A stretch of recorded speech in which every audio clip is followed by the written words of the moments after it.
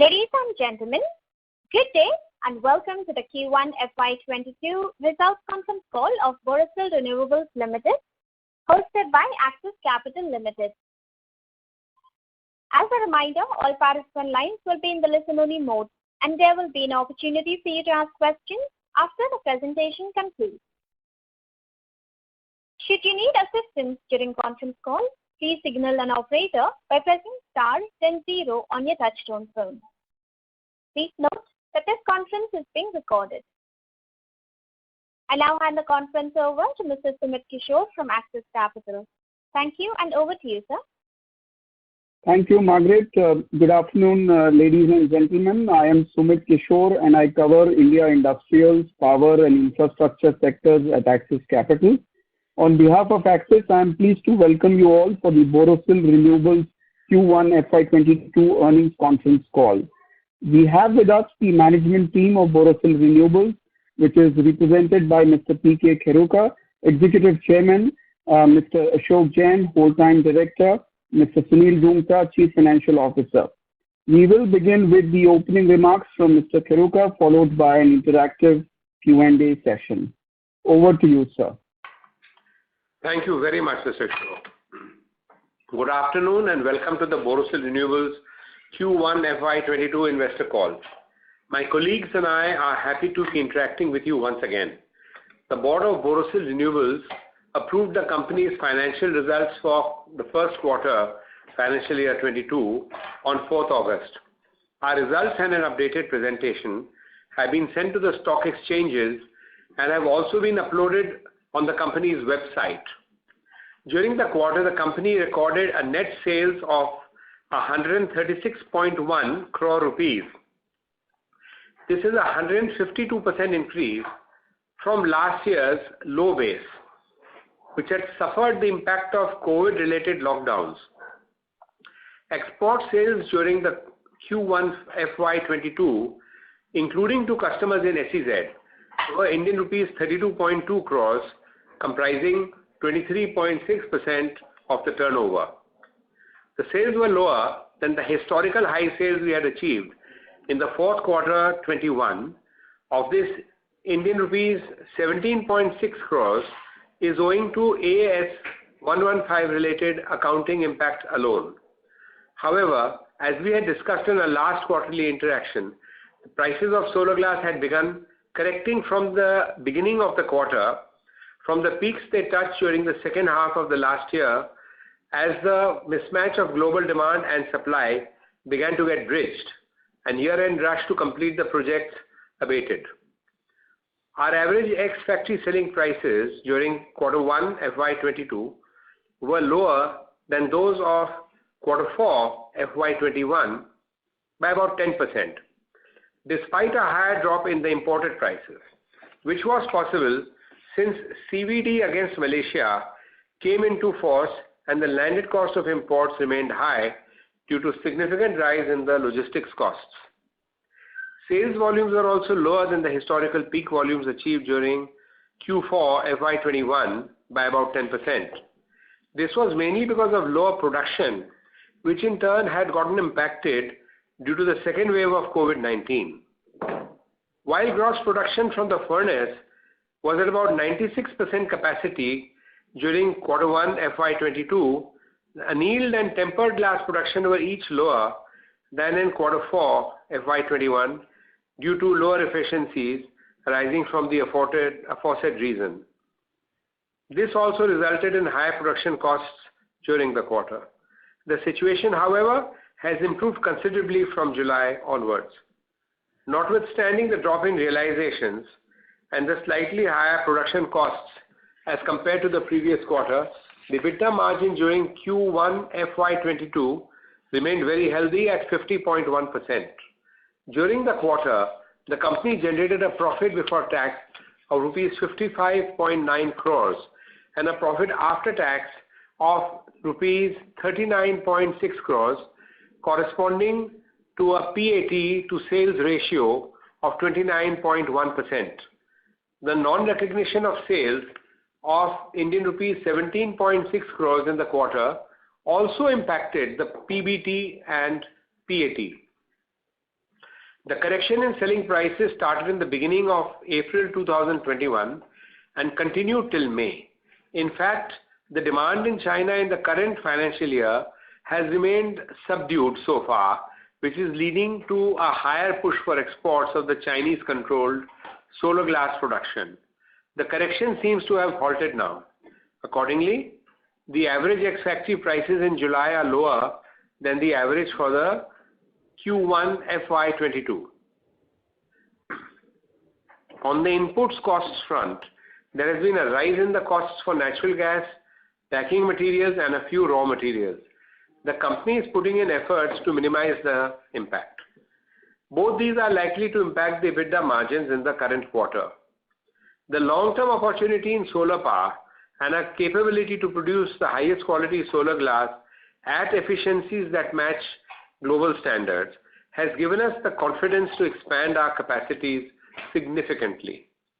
As you are aware, we are currently undergoing an expansion to add a third line, SG3. The company has decided to enhance the capacity of this line from the earlier planned 500 tons per day to 550 tons per day. The furnace will come with a superior design expected to deliver higher efficiency. Meanwhile, there has also been an inflation in costs of steel, cement, and freight, besides higher spend on furnace, building, and processing lines, leading to a higher project cost.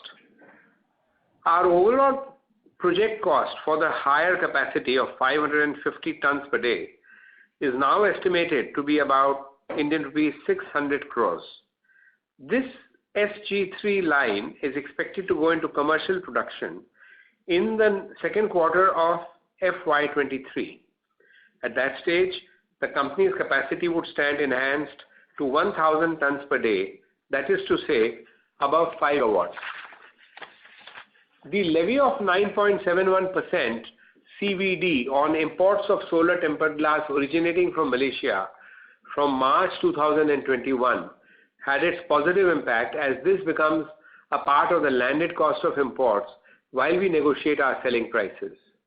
The anti-dumping duty against imports from China is valid till August 2022. The company has filed an application with the concerned authority to extend the duty for another 5 years, and the government has initiated investigation.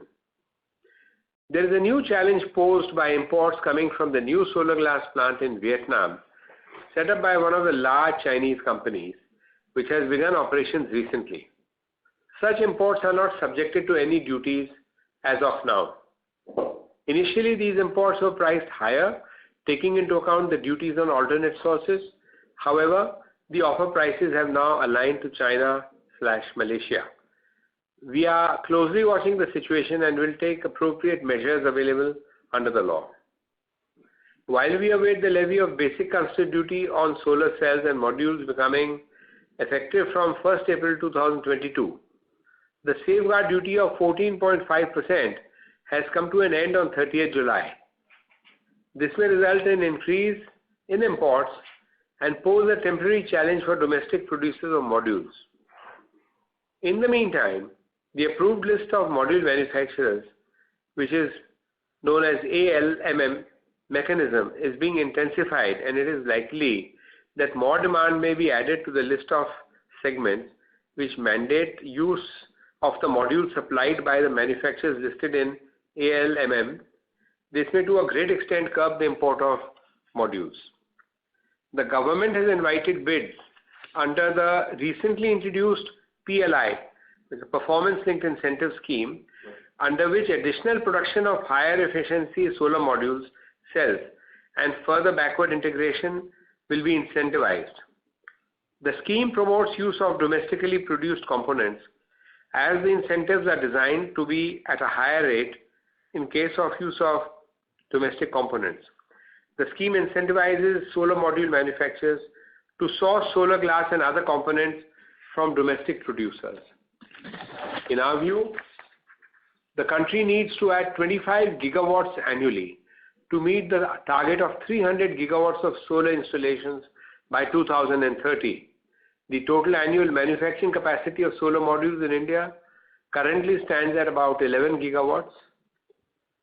significant capacity additions of about 14 gigawatts are likely in the next 1 or 2 years. In addition, an announcement of new capacity of 10 gigawatts has been made by a very large player. The module manufacturers are also looking at supply chain of the key components from domestic sources, including solar glass. The rise in the installed capacity of solar module cell manufacturing will lead to a rise in the production of solar modules, which in turn will lead to a higher demand of solar glass. The company has been providing an increased focus on the exports to all the markets, including Russia, Middle East, Africa, North and South America, in addition to the regular markets in EU and Turkey. The demand for glass in all the major markets is expected to rise exponentially due to increased thrust on domestic manufacturing of solar modules. The company is having a very good scope to grow the exports significantly now. As any new capacity augmentation has a lead time, I had mentioned during the last quarterly call that the company's board has approved a further expansion by 1,000 tons per day to be implemented in 2 phases of 500 metric tons each. These will be our lines SG4 and SG5. Work on SG4 is likely to be taken up during the second half of this financial year, and the line is expected to be commissioned in Q1 financial year 24. The expansion will be financed through a mix of internal accruals, debt and equity. The board had approved a rights issue of shares. Further updates on the fundraise will be shared at the soonest. I would now like to open the floor to questions that you may have. Thank you. Thank you very much. We will now begin the question and answer session. Anyone who wishes to ask a question may press star and 1 on the touchtone telephone. If you wish to remove yourself from the question queue, you may press star and 2. Participants are requested to use handsets while asking a question. Anyone who would like to ask a question, you may press star and 1 at this time. The first question is from the line of Sumit Kishore from Axis Capital. Please go ahead.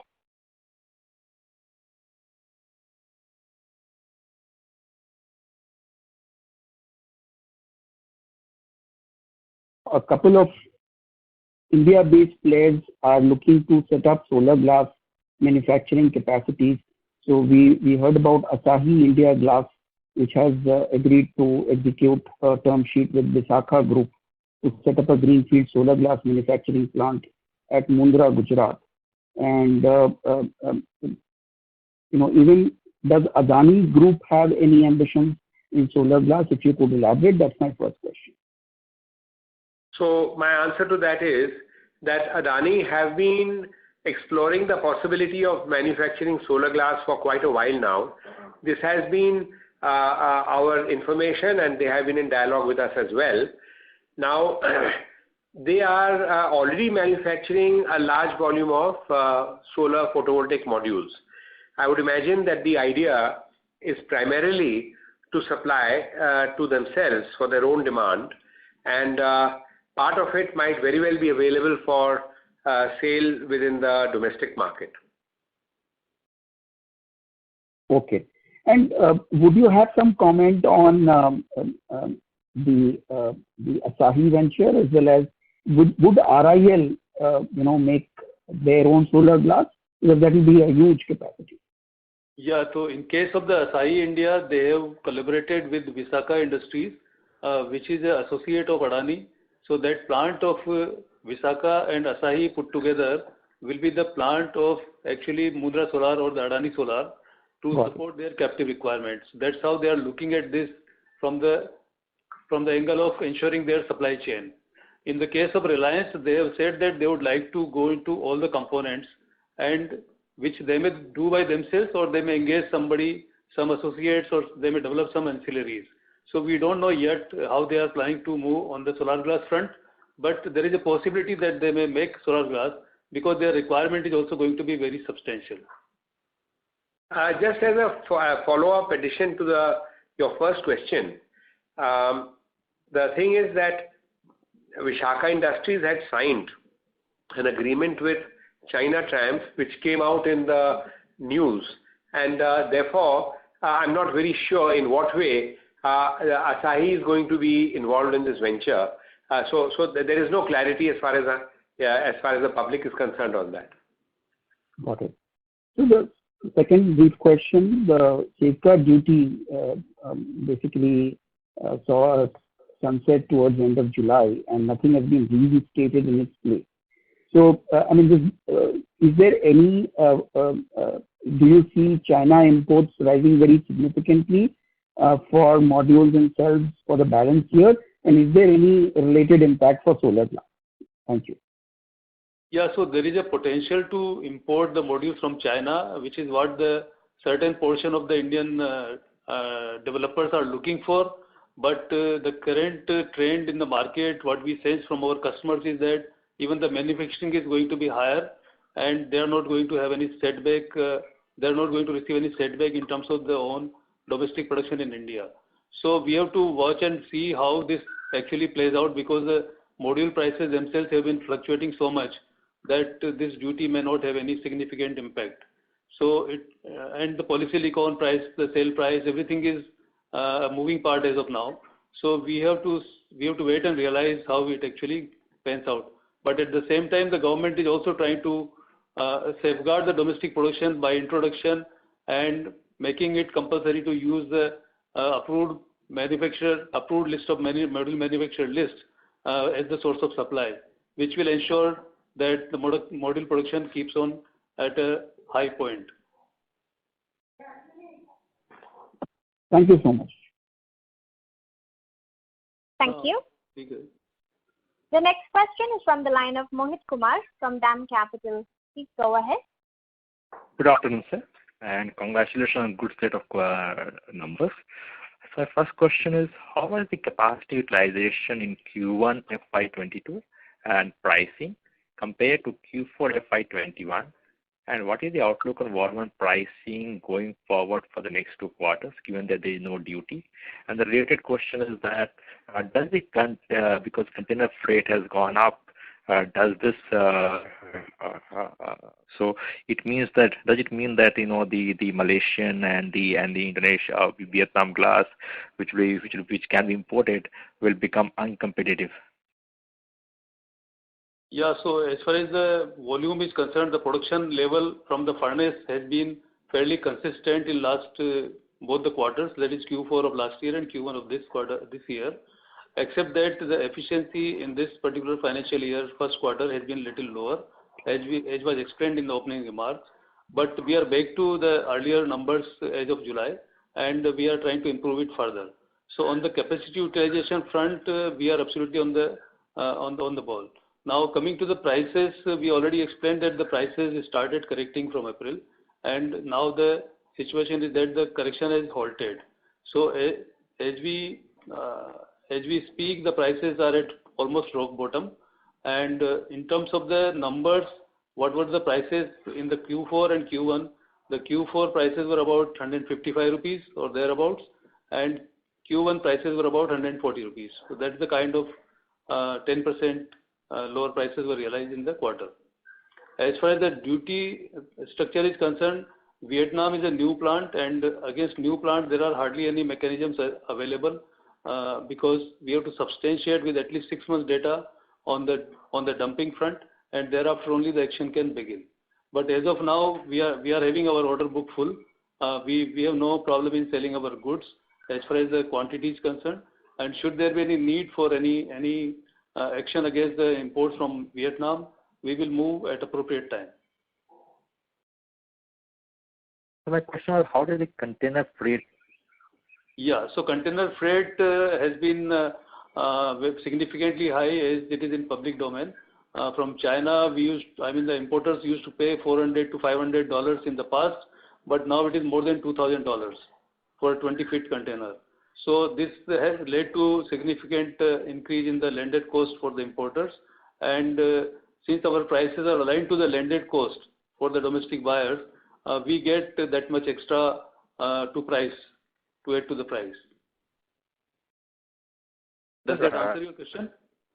So I'm actually interested in how much is the protection? Is it in percentage terms? Is it the impact of let's say 155 per kg? How much will the impact of the freight cost? If you can quantify that, that'd be helpful. Yeah, that would be about 6% or so, the freight cost increase. Understood, sir. So, secondly, sir, given the fact that people I know coming with no capacity. Your voice is breaking.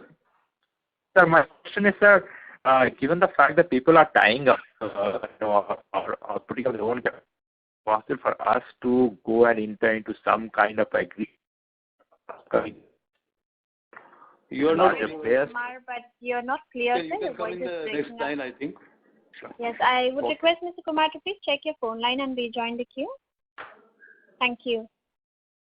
The next question is from the line of Dhruv Muchal from HDFC Asset Management. Please go ahead. Yeah, sir. Thank you so much. So, on the container cost, you mentioned the freight cost increases about 6%. So, I mean, the 6% increase is on the sales price, or what is it? Well, what reference is the 6% to? Yeah, that was with reference to our selling price. Okay. So, if it was earlier 100, now it is 106. The selling price becomes 106 because of the freight cost change. Absolutely. You're right. Got it. And so second question was, you mentioned that the efficiency, the production from the furnace was consistent, but the efficiency was lower. So I could not get it. I mean, what's the thing there? If you can please explain this. Yeah. So from the furnace, you are drawing certain amount of glass on constant basis, and now that glass suffers from couple of type of losses.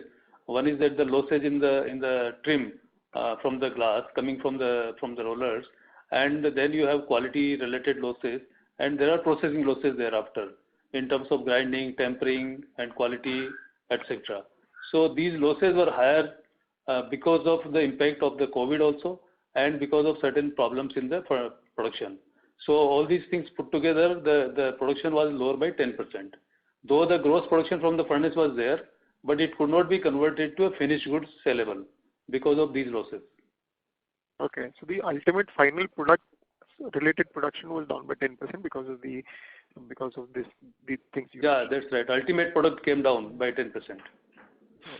Okay. So when you are using the furnace to the full, you are spending all the energy already, and all the manpower is already there.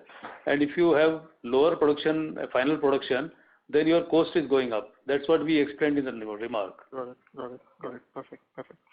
And so, by any chance, do you share the sales volume number probably in tons? Because that helps us understand, how your cost of production and how your sales value is moving. A lot of your competitors, at least from China, do share that because it becomes a very helpful metric to, look at the numbers. So the numbers actually are not generally shared by the corporates these days because it's not required, and the sales are actually taking place in square meters where the thickness is different and prices depend on the thickness, and there are various types of glasses even, and then sometimes you have a specific requirement on the glass. So all these things are quite varying, and it could impact the prices. So it's difficult to generalize it. But on an average, we are already conveying that the price was at 100 rupees in the quarter, on an average, for all the thicknesses, all the types of glasses. Got it. And so, last two questions, quick ones. If I look at your gross margin, it has improved to about 91% at this time, which seems very high, if I'm not wrong. What could be driving this? So when you say gross margin, what are you accounting for in gross margin? I'm just taking the RM cost minus the sales price. Yeah, so the RM cost is generally about 21-22%. So it is difficult to imagine that 91% will be gross margin. I don't know how you calculate it. Okay, I'll just check this number. I'll come back. And so last thing is, we have seen a significant increase in the price of imported LNG. LNG prices are significantly higher right now. So just wanted to understand how is your cost will change and how does it impact you? Yeah, you're right. The price of LNG has been running high, and that is true for all the glass manufacturers for that matter. and the LNG, imported LNG or sport LNG is only a part of our total basket of requirement or sources for the natural gas, and we have a couple of contracts where the this export prices do not affect that much. So we are having a balance of the various types of sources and try to minimize the impact of the volatility. But you are right on the LNG portion which we buy, which is about 10-12% of our requirement, which is directly on the spot quantity basis.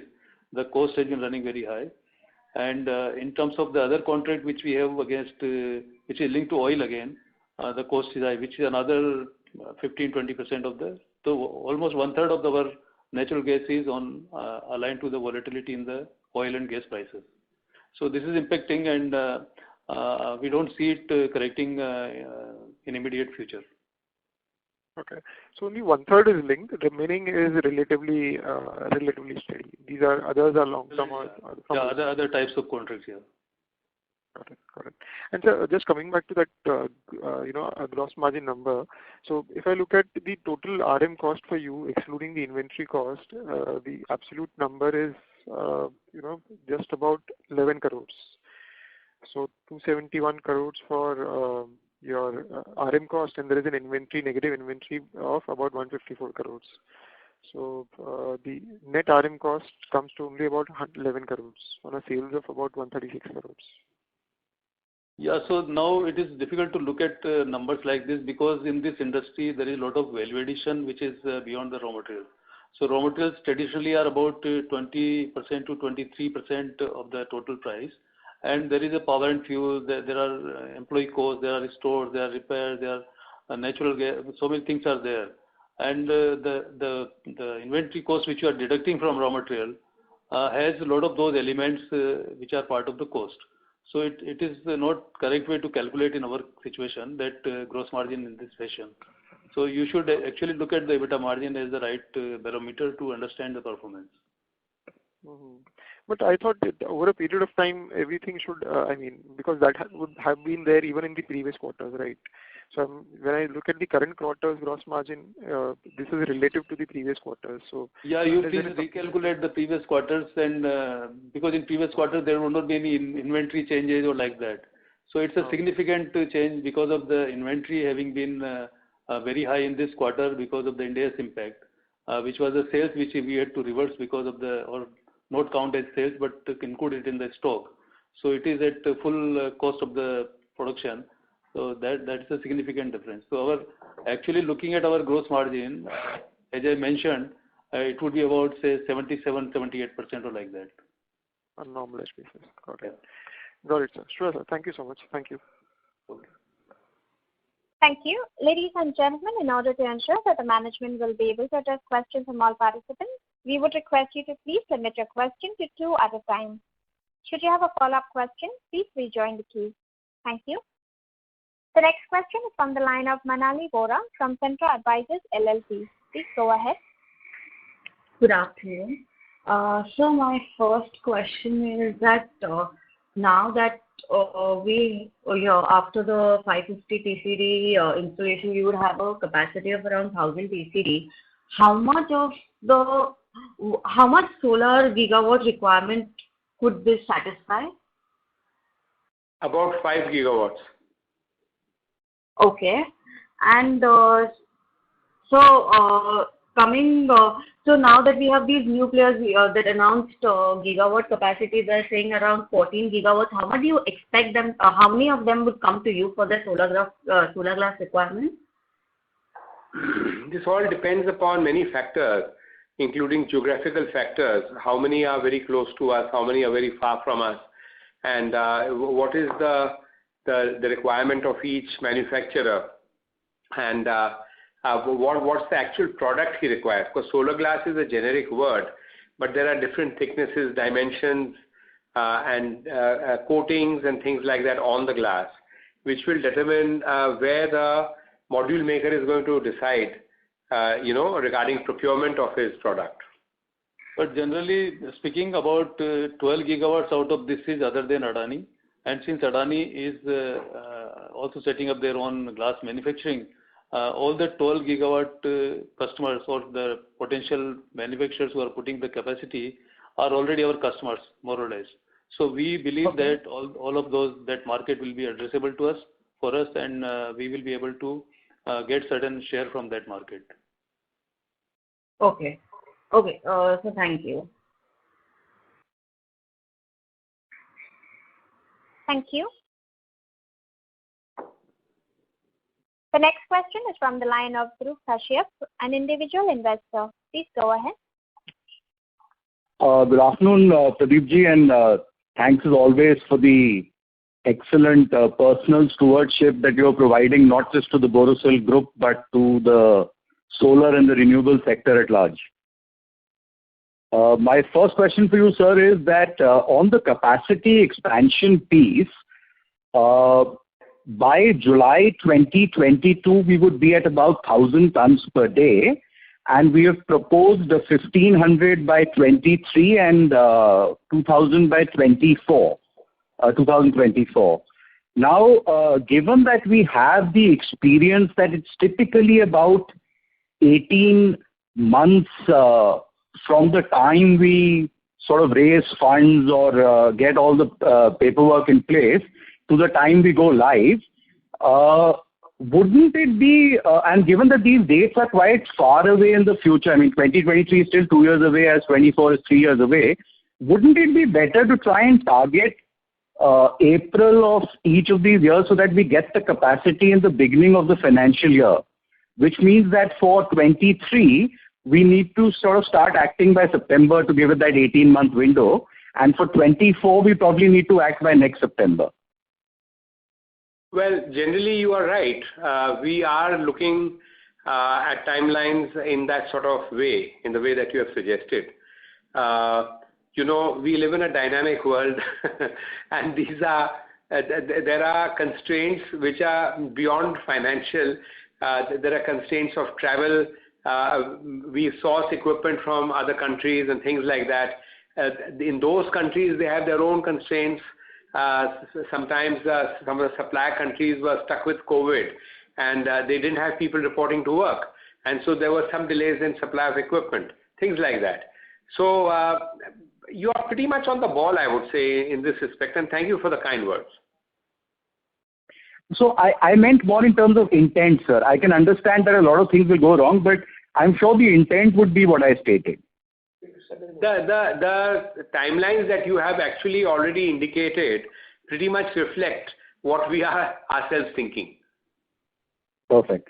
So my second question is a slightly specific one where maybe you or someone from your team can address it, is in terms of the shareholding. Now, sir, before the December quarter of last year, before we did the QIP between the 14th and the 17th of December last year, the institutional holding has gone up by about 10.5% after the QIP, right? Between both the FII and DII. Yeah.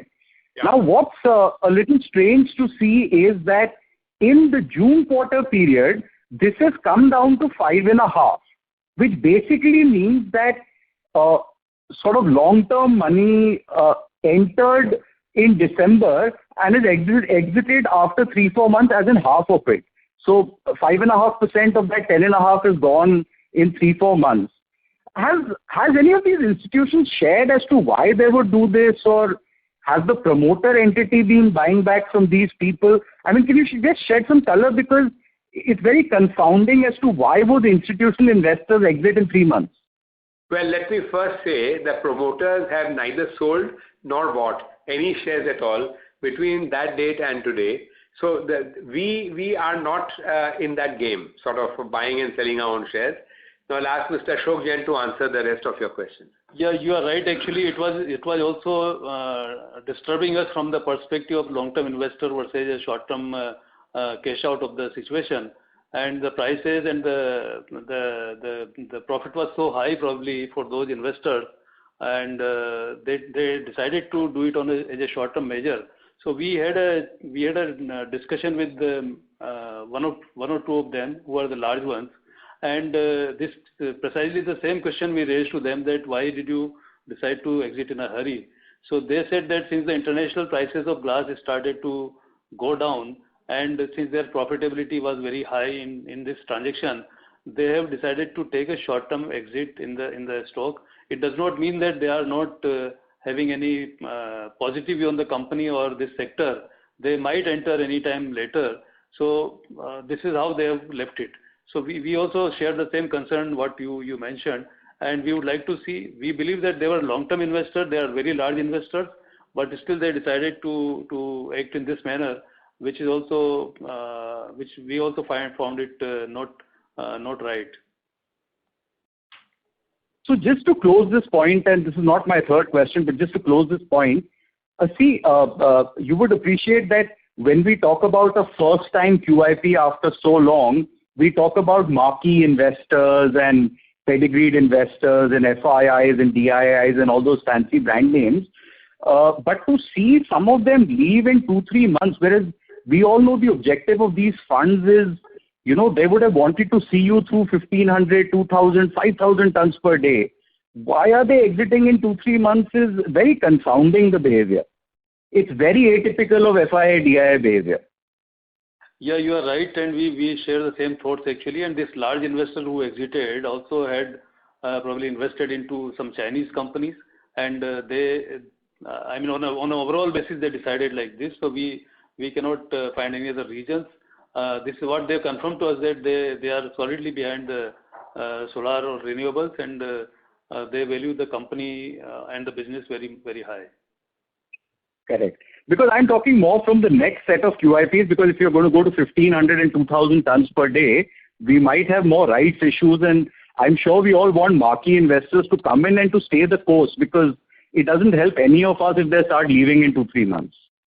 From that perspective, I'm talking more from the future than from the past. Totally agree with you. Thank you so much, sirs. Thank you so much for taking my questions. And all the very best, sirs. Thank you. Thank you.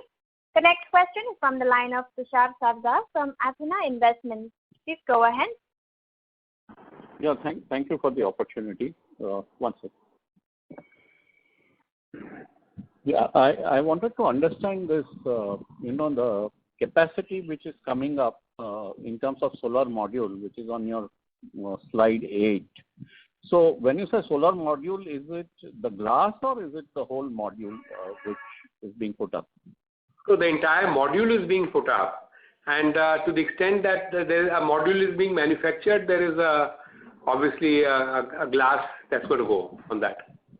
So you will be supplying glass for all this, or you will be one of the suppliers? Yeah, we would be a potential supplier to such a module maker. Okay. And in terms of glass manufacturing, what is the scenario? Is more glass manufacturing capacity also coming up, or your competition is mainly from imports? Our competition as on date is only from imports. Adani associate Vishakha Industries have sort of announced that they are going to come into production by the beginning of the next financial year, and that is what we've heard. Other than that, there is no firm advice as such in the market. Okay. So in terms of your ability to market and sell your product, you don't foresee domestic competition as of now, right? That would be the right understanding. Because we are currently producing 2.5 gigawatts worth of glass, and with the new capacity on, we will be doing 5 gigawatts, and the production in India is much more than that. So therefore, we do not see that there should be an issue pertaining to our ability to sell what we produce. So basically, the competition here is international. Actually, right now also we are competing with the world's largest players, and we are only having a market share of about 36-37%. The rest is with the large players which are sitting in China and Malaysia. So whether the competition is there from the outside production or domestic production, we are already competing with the highest highest quantity producers who have certain benefits in the sense that they are having subsidies and other things. So we are not particularly worried. As long as we can keep our quality right and cost in control, we will be through. Okay. And last question, do you also export? Are you in the exports market, and what is the scenario there? Yeah, so we have been exporting about 16 to 18% of our production, and in the last quarter, which we are discussing, our exports were higher at about 20 to 23%, and that growth was described by Mr. Kheruka in the opening remark that we are expanding our reach to other geographies and other customers, and as the Atmanirbhar Bharat program is running in India, there are similar kind of or other programs running in Europe and USA also, where they want to incentivize domestic production of modules instead of importing everything from China, Malaysia, Taiwan, and other places. So there is a lot of growth in those markets in terms of the module manufacturing, which also means there is a lot of growth likely to happen in the demand for solar glass.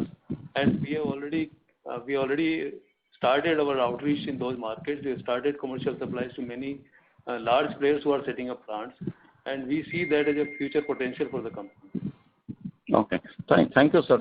You answered the questions very nicely. Really appreciate it. Thank you so much. Thank you. Thank you.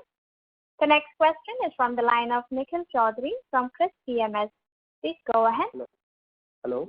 Am I audible? Yes, please. Yeah. Thank you for the opportunity. Sir, I had just one question.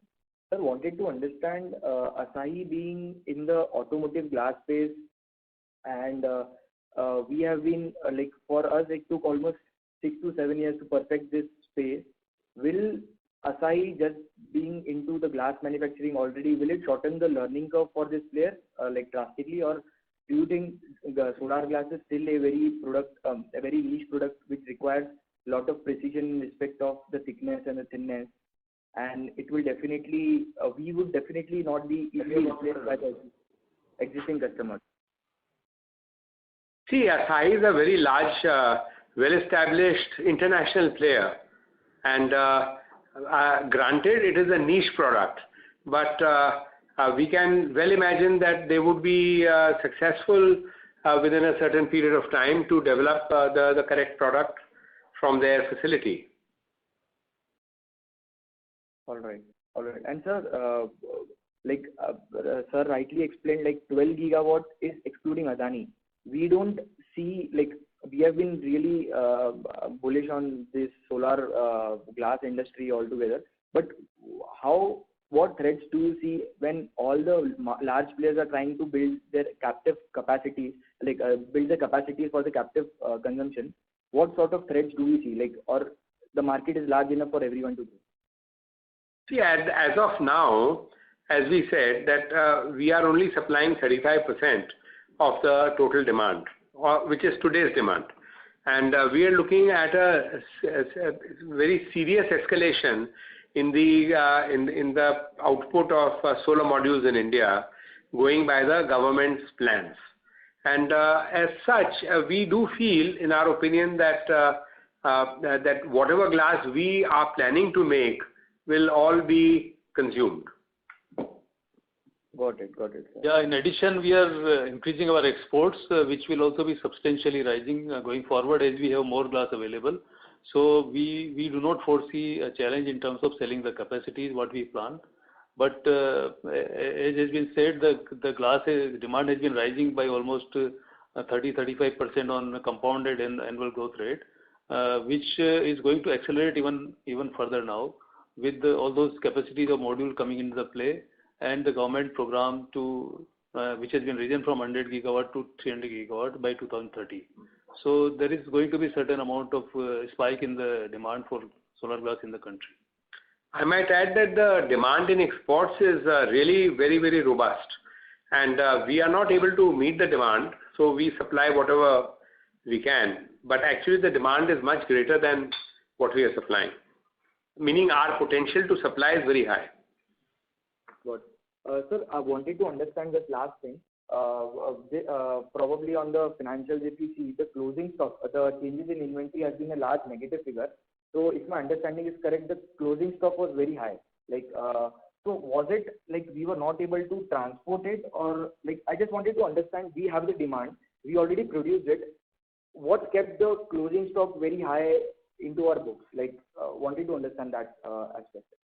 Yeah, we explained that in the opening remark that we had to de-recognize the sales of about 17.6 crores due to the impact of Ind AS. So actually the material has been sold, dispatched, but since it has not reached the customers, there is a requirement under Ind AS to not recognize this as a sale. So it is not inventory sitting in the factory of the company or inability to sell the glass. The glass has been sold, dispatched, everything, but the sales could not be recognized, which is why it is reflected in the inventory increase. But practically it is not there. So you might say that this inventory is sitting on the back of trucks on the way to the customer. Physically, there is virtually no inventory in the plant on the 30th of June. Understood. Yeah. So Ind AS 116 is the revenue recognition. Yes, that's right. Yes. Thank you so much, sir. I wish you all the best, and thank you for the opportunity. Thank you. Thank you. The next question is from the line of Jimesh Sanghvi from Principal India. Please go ahead. Yeah, sir, if you can throw some light on the pricing outlook going ahead, like as you said, the prices have hit the rock bottom. How do you see that scenario panning out over the next quarter or two or over the next 6 months to a year? If you can share your thoughts on that.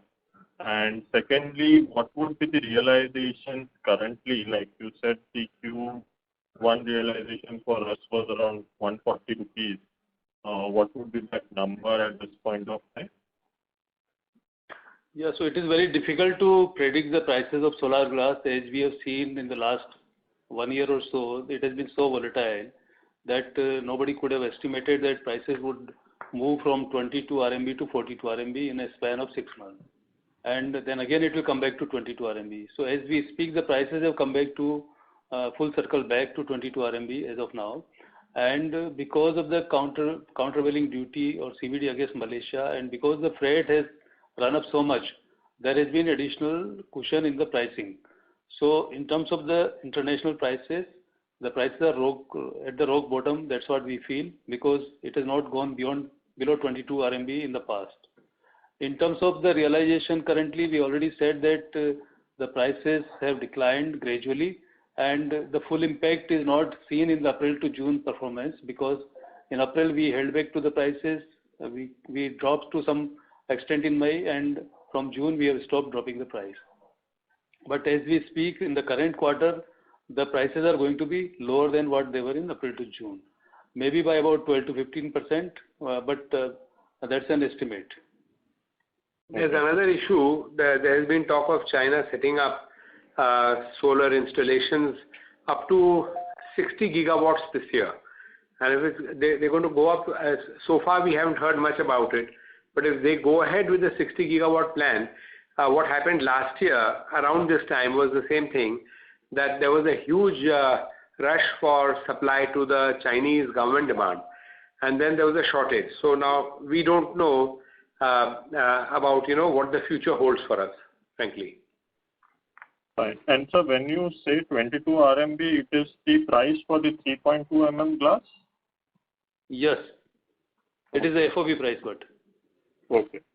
Yes. And so from a long-term sustainable basis, what kind of a margin would one expect in this business?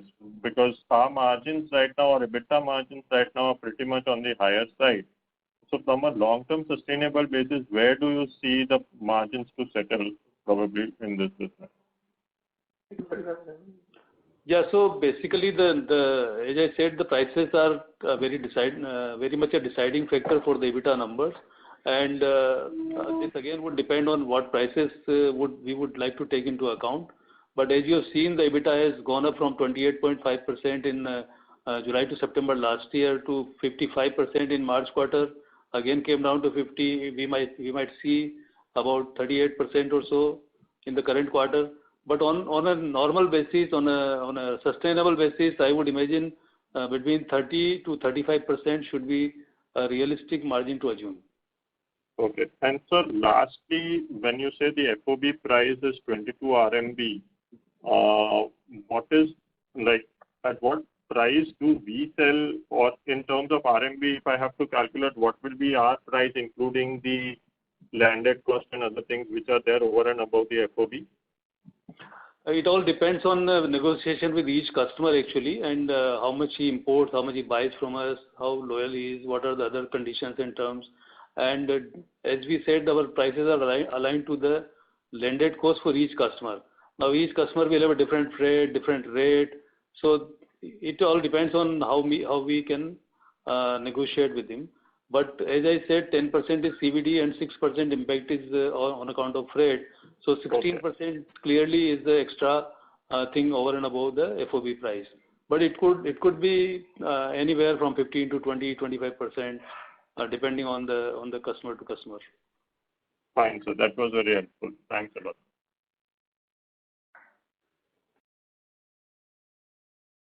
Thank you. The next question is from the line of Charanu Nandukur, an individual investor. Please go ahead. Thanks for the opportunity. I think you have already answered. Just would like to ask once again to get more clarity. Let's say many big players are already announced they will also be manufacturing solar glass, and maybe from next year onwards. When they start doing, and like how many years or months it will take for them to make a loss-free product or get the accuracy? Like, will it take 6 months, 1 year, or how is that? I don't think it is appropriate for us to answer that question. We took a long time. I can only speak from our own experience. We took a long time, and when we were out in the market selling glass, people were buying a few pieces of glass, making modules with it, sending it for certification, getting it approved, and coming back and then placing orders for larger volumes from us. That is what the protocol is, or that is what the law demands. Now, if somebody else does something else, I don't know. But the first year can be very painful. I mean, it was very painful for us, I can certainly say that. But I would not like to speak on behalf of anybody else.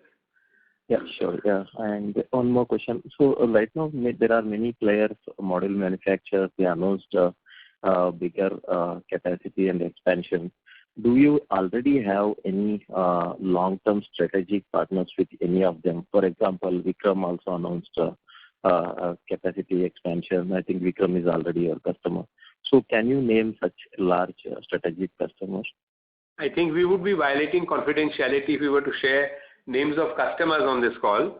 But I would say that, like with everything else in life, there are things where you establish a rapport between buyer and seller, whether the buyer is comfortable with what the seller is providing and the seller is comfortable with the dealings of the buyer and his timely payments and things like that.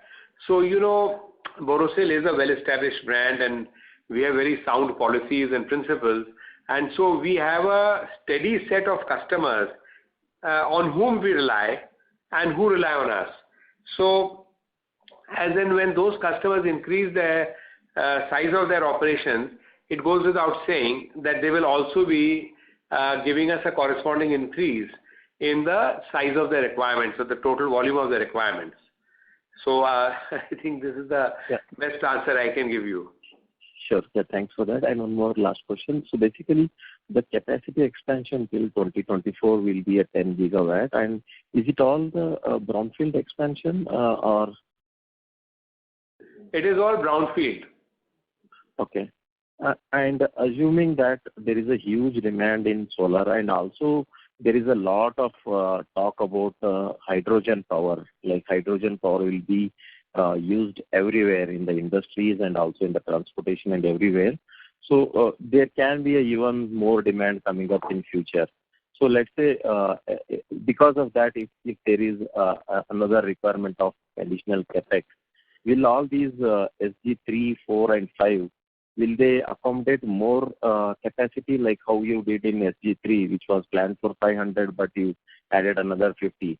Will SG4 and 5 also will accommodate more capacity as per the demand in case required? See, that possibility is always there, because as a company, we are very scientifically inclined, and the team that we have is a hardworking team, and they squeeze out the maximum from every situation, from every equipment, and this is their job. They constantly keep on doing that. So I would be very surprised if the capacity that we've announced of 550 tons is going to stay at 550 tons. It would be more in the line of the past experience that the capacities actually delivered would be higher than what we have mentioned as being the rated capacity. And for the rest of it, there is another factor which I don't think has come up anywhere in the entire call so far, which is the factor of the glass modules. Now in China, last year's installations accounted for 30% glass modules, and this year it's going to be 60% glass modules. So if you have a glass module, that straightaway requires double the amount of glass. So from that standpoint, and considering the robust demand for solar glass, for solar modules, I mean to say, or solar as a source of power, at the moment, whatever plans we have announced, we feel are quite achievable, and they should hopefully fructify properly. But for the rest of it, nobody could foresee COVID coming in. Nobody could foresee the huge shock that it gave to the whole world. So in that sense, we are still humans, and there is God above, and whatever God wills, that is what happens. Yeah. So yeah, that's true, sir. Thank you very much for the opportunity, and also I would like to appreciate the Borosil's effort for COVID relief, because Borosil is the first company which did that, providing education and all. That has set an example in India, and many big players followed Borosil. So I really appreciate you for that, and thanks for the opportunity, and all the best for the future. Thank you for your kind words. Thank you. The next question is from the line of Prateek Agarwal from ITI Mutual Fund. Please go ahead. Yeah, hi, good afternoon, sir. Just one basic question, kind of bookkeeping questions regarding the utilization. So as you mentioned that Q1 average realization was around 140 rupees. So sir, if I use the sales number and this realization number, just confirming that, would it give volume sold, and should is it fair to use a 5 to 10% efficiency loss that you were mentioning earlier to get a production utilization? Yeah, so actually there is an index impact first of all, which will affect the overall volume, because that volume has not been recognized as sales, and this number of 140 or whatever we talk about, this is ex-factory number. This does not include the freight and other things which are part of the sales. So when we are discussing these numbers, we are giving at the ex-factory level what company has got, because the freight could be different for export, different for various geographies and all. So you cannot straight away reach the number of units production from this sales number and dividing by the average realization. Okay, so what would be the utilization number for Q1, including the losses of? The furnace utilization was at 96%, and in terms of the net production, we were lower by 10% compared to the previous quarter. So we were at about 71% or so in net production, I think. Okay, and just if possible to give a similar number for the last 4 quarters in FY21, like Q4, Q3, Q2, Q1? All the quarters had different challenges actually, so it will not be comparable. There was COVID, there was less demand, and there was high demand and all those things. So on the furnace utilization front, the numbers are already shared. We have been running at above 93% in all the quarters, except for the COVID period, that is the first wave. All other quarters we have been running at more than 93%. Right, sir. And just a final question on the realization that you were discussing earlier, that it can be assumed to be taken at 15 to 25% above FOB. So, sir, that would be true for last year also, or this 15 to 25% above FOB is for the present situation? Yeah, actually, why we are saying these are extra factors is because of the countervailing duty which has come into effect from against Malaysia. Until March 21, it was not there. So what used to happen is that the people would import from Malaysia without any incidence of additional dumping duty or CVD. And though there was a duty against China, so the more goods were coming from Malaysia, almost 80-85% imports were happening from Malaysia. So that benefit was not available. And the freight was normal until say 6 months back. So the freight impact also has been very peculiar to the current situation. So these two are additional factors, which is why we highlighted. So basically, before 6 months, our prices would be maybe 5 to 10% above FOB, and not as much as 15 to 25%. Just confirming that data, sir. Not 5% above FOB, above the landed cost. Because the freight, whatever was being paid was anyway added, and whatever the incidental expenses were clearing, forwarding all. So what we do is the landed cost we calculate for the respective customer and try to charge him 3 to 5% premium on the landed cost, just because of the advantage of being a local source supplier. And because he has a lot of savings on account there, because he does not have to carry inventories, he does not have to have warehouses and cost of carrying, plus he has flexibility of ordering. Suppose he has got certain size of sale from the market, and he has placed the order for a particular type of sale, but he didn't get it.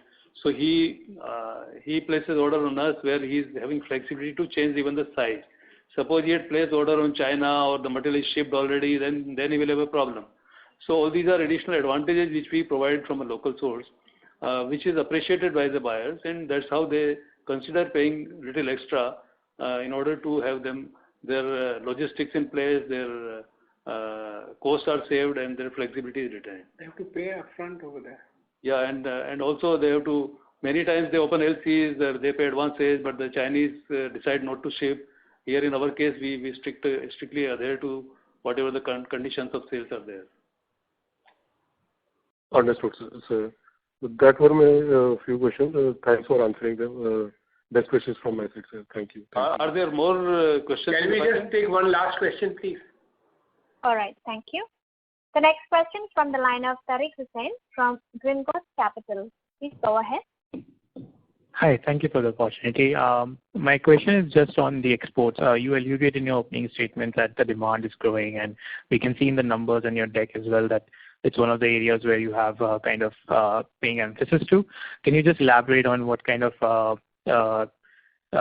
plans do you have in that segment? Because I understand EU and Latin America has more demand, and they also have import duties against Chinese anti-dumping. So just your thoughts on that sector. Yeah, so we have been working on all the geographies where the potential customers are there in terms of manufacturing, because up to some time back, a lot of installations were happening with imported modules. As you could see in India also, imports were very high. In European Union, USA, though the installations were very high, 22, 23 gigawatts, but hardly 10% of that was getting manufactured in the respective geographies. So now these geographies have decided to expand their manufacturing effort, and they have incentivized by way of subsidies and other incentives to develop high efficiency solar cells and modules. So that's how they are running their program, and they want to create more capacities of module manufacturing in their own countries, and which is why we feel that those geographies would be very interesting for us to watch out for in the next couple of years. We have already started negotiations with many of those who are participating in those programs, and to a couple of them we already started making commercial supplies. So that's the reason why we feel very confident that the USA market, the European market, Turkish market, and for that matter other markets like Brazil, like Tunisia, or many other markets, we feel that a lot of capacities are going to be operational in terms of module manufacturing, and there will be a lot of demand coming from those countries. Got it. Thank you. That's all from me. Thank you. Ladies and gentlemen, due to time constraints, that was the last question. I now hand the conference over to the management for closing comments. Thank you very much for the question. which have been raised by the investors. We appreciate the level of interest, and we look forward to sharing our results for the next quarter with you at the appropriate time. Thank you and goodbye. Thank you. On behalf of Axis Capital Limited, that concludes this conference. Thank you for joining us, and you may now disconnect your line.